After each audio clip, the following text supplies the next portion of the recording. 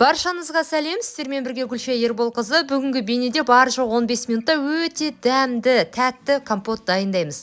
Бұл компотқа қара өрік, сары өрік, апельсин, алма және шие қажет.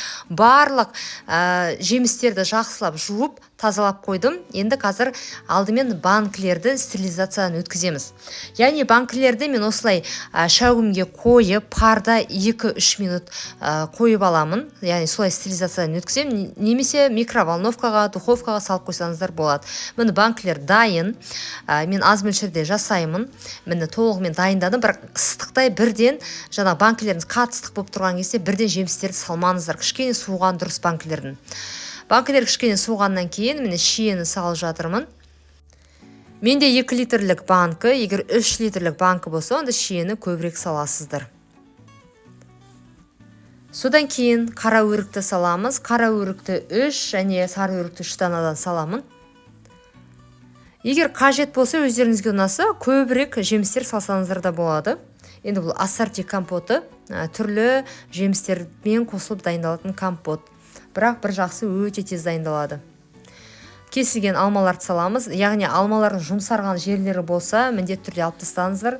Яғни барлық жемістер жақсы болу керек. Алманы салғаннан кейін мен апельсинді қабығын алып тастап салдым. Және де тағы да бір апельсиннің кішкентай бөлігін ортасына бөліп қабығымен салдым.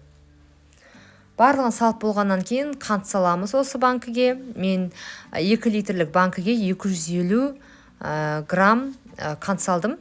Енді өздеріңіз дәміне қарай саласыздар. Егер сіздерге қатты тәтті қажет болса, онда сол 250, 300, 350 грамм салсаңыздар да болады. Яғни 1 стакан, 1 кружка ғой. Қайнап тұрған суды құямын осы қанттың үстіне. Егер банкілеріңіз қатты суып қалса, қайнаған суды ақырындап құйыңыздар.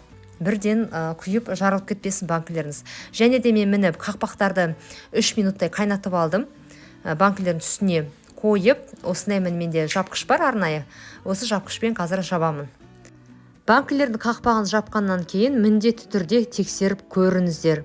Осы бейнеде көрсетілгендей банкіні жақсылап ары-бері аунап, осы қақпақтың жабылғанын тексеру қажет. Егер де қақпақ дұрыс жабылмай қалса, ол атылып кетуі мүмкін.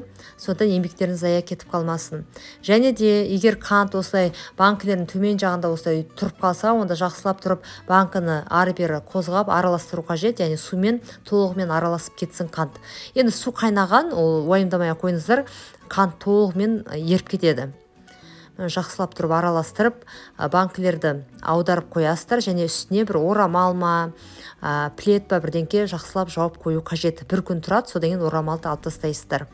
Баршаңызға ас болсын. Осы бейнедегі компотты дайындап көрсеңіздер, міндетті түрде комментарийда бөлісуді ұмытпаңыздар.